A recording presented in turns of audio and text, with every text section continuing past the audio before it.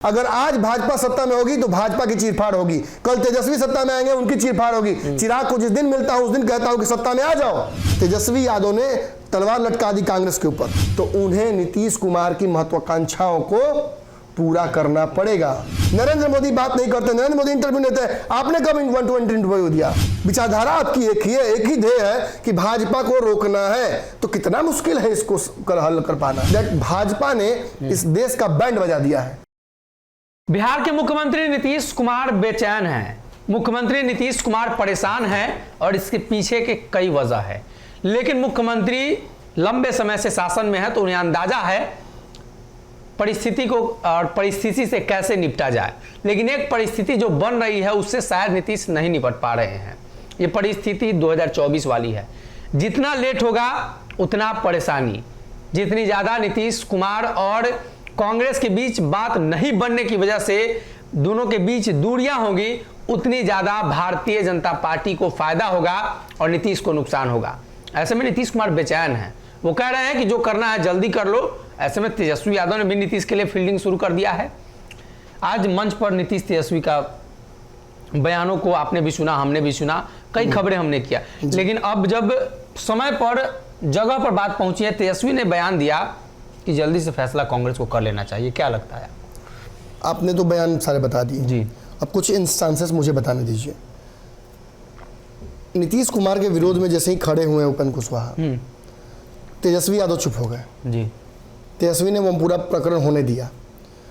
उपेंद्र कुशवाहा जब बाहर निकल गए ऑफिशियली, मतलब अभी है जदयू में, लेकिन जब पदों से मुक्ति हो गई उनकी और धीरे धीरे पार्टी के कार्यक्रमों से उनको अलग रखने लगा गया। जी। दिल्ली गए, दिल्ली में भाजपा नेता से मुलाकात की, एम्स में बैठे, फिर उसको यहाँ है।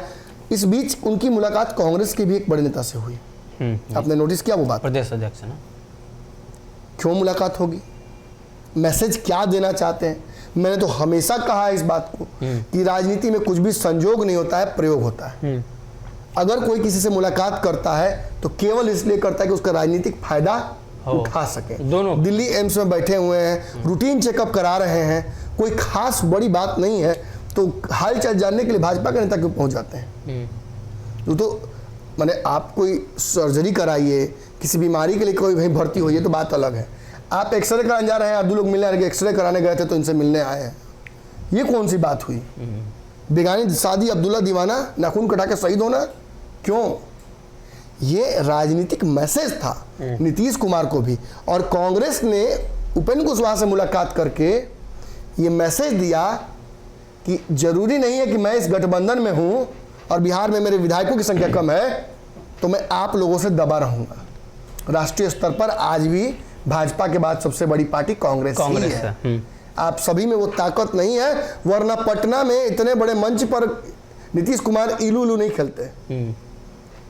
कह दिया ना सलमान खुर्शीद जी ने, साफ साफ स्पष्ट हो गया ना आज कि मुलाकात और वो बातें नहीं हुई जिन बातों की चर्चा की जा रही थी। नीतीश कुमार ने भी कहा कि हमने तो मुलाकात किया, मतलब सकारात्मक मुलाकात बात नहीं बनी।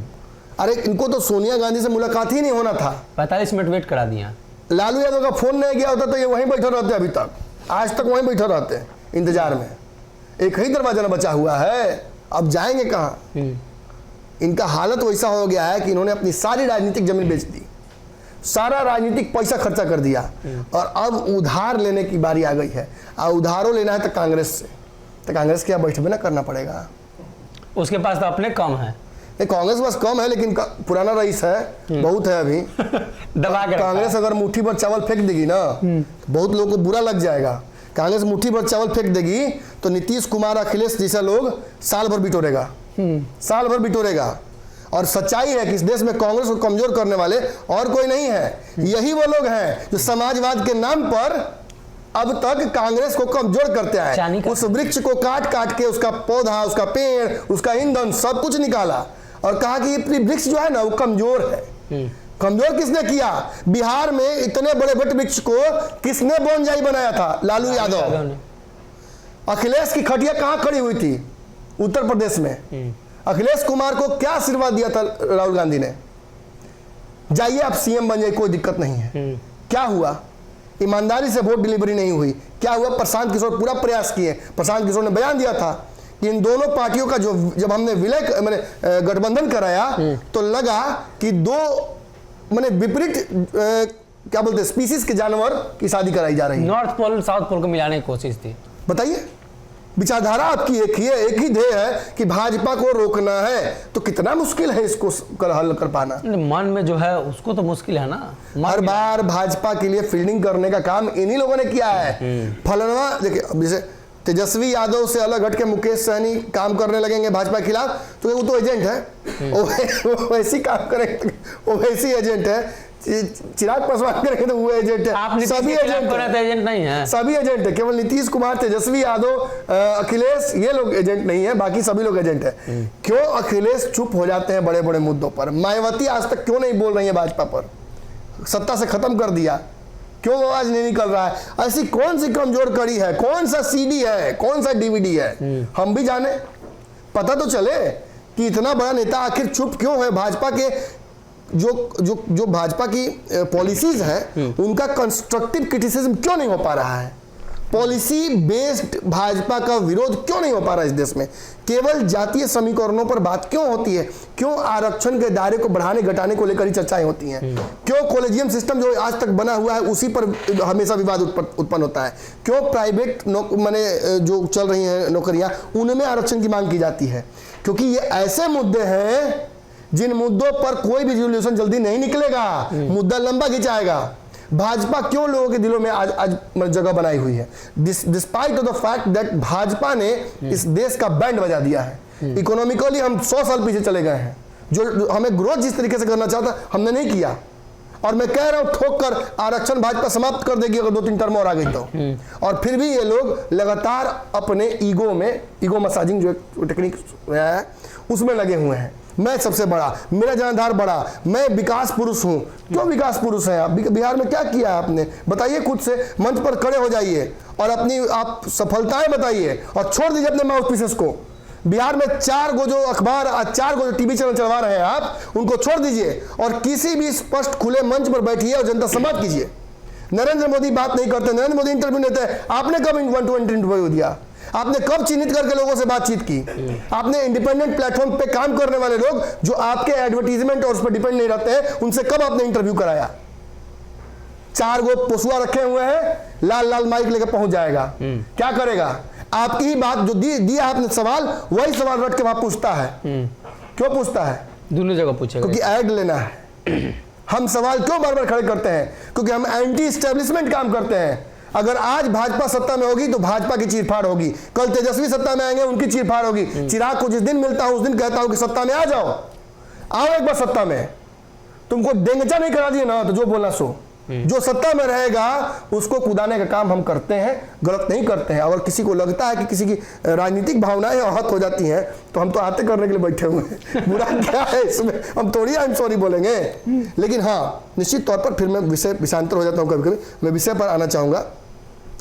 तेजस्वी यादव उस मंच पर आग्रह कर रहे थे छोटे बच्चे की तरह कि मम्मी पापा मान जाओ, लड़ो मत आपस में, किसी तरह से एक हो जाओ ताकि 3 वक्त की रोटी मिल जाए और सवेरे बस्ता में एक टिफिन डला जाए, लंच बॉक्स डला जाए। और क्या है, मम्मी कह रही है नहीं आई हेट यू, पापा कह रहे हैं आई हेट यू, दोनों कह रहे हैं कि तो पहले आई लव यू कौन बोले? कैसे होगा? फटाफट की नौबत है एकदम। लालू यादव की गैर हाजिरी में लालू का जमीन कोई और जोत रहा है। देखिए विडंबना, बड़ा लालू यादव ने इस जमीन को कलेजे से लगा के रखा था कि परिवार के आसपास ही रखना है ताकि कोई लूट न ले, कोई दूसरा कोई जोत न ले खेत। आज क्या हो रहा है? निश्चित तौर पर यह बहुत दुखद है। मैं ये नहीं, देखो बहुत लोगों को लगता है कि तेजस्वी पढ़े लिखे बहुत नहीं है तो क्यों आप उनकी पैरोकारी करते हैं। मैं स्पष्ट बोल दूं, केवल युवाओं के चलते मैं बोल रहा हूं। और ये लगातार जो 17 साल से बिहार का पॉलिटिकल वाटर कंटेमिनेट हो रहा है, इसको कौन माने उछालेगा? इस पानी को कोई तो उछालना चाहिए ना, किसी को तो उछालना चाहिए। आप विकल्प नहीं दीजिएगा जनता को तो विकल्प कैसे पैदा होंगे, कैसे अलग अलग काम होंगे? और आज मंच पर तेजस्वी यादव ने तलवार लटका दी कांग्रेस के ऊपर, नीतीश कुमार ने तलवार लटका दी कांग्रेस पर। दोनों लड़ रहे थे आपस में, दोनों तेजस्वी और नीतीश लड़ रहे थे आपस में, मंत्रिमंडल विस्तार होगा नहीं होगा। आज बुझा गया, एक ही एजेंडा था दोनों का कि कांग्रेस पर दबाव बनाकर उसकी पीठ पर सवार हो जाए। कैसे सवार हो जाए, क्यों सवार हो जाए? तेजस्वी चाहते हैं कि नीतीश पहले दिल्ली तो जाए, तब कांग्रेस एक बार हाँ तो बोल दे, झूठा ही सही, पल भर के लिए कोई हमें प्यार कर ले। नीतीश जी को एक बार खाली बस कांग्रेस कह दे कि ठीक है भाई, आप ही सही, भले बाद में कांग्रेस पलट जाए, तेजस्वी का काम निकल जाएगा।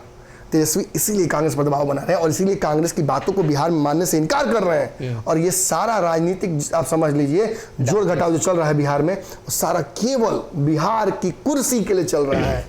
तेजस्वी यादव को ये कुर्सी चाहिए तो उन्हें नीतीश कुमार की महत्वाकांक्षाओं को पूरा करना पड़ेगा। कहीं ना कहीं मुख्यमंत्री नीतीश कुमार और तेजस्वी यादव आज एक मंच पर एक ही बयान दे रहे थे और वो बयान कांग्रेस के विरोध में था, कांग्रेस के लिए था और कांग्रेस पर दबाव बनाने के लिए था। ऐसे में कांग्रेस नीतीश के नेतृत्व को स्वीकार करती है या नीतीश तेजस्वी दोनों का सपना रह जाता है। अगर ये वीडियो पसंद आई और वह बिहार के राजनीति और बिहारियत से सरोकार रखेनी तो सब्सक्राइब बटन दबा के चैनल के सब्सक्राइब कर ली। ओजे एगो घंटी बा, ओकरा बटन दबा देला से कुल सटीक और मारक खबर रुआ मुफ्त में मिल जाई। अगर रुआ पत्रकारिता के हमनी के नया प्रयोग में सहयोग कर चाहतानी तो ज्वाइन बटन दबा दी। पेटीएम नंबर नोट कर ली 9386816700। धन्यवाद।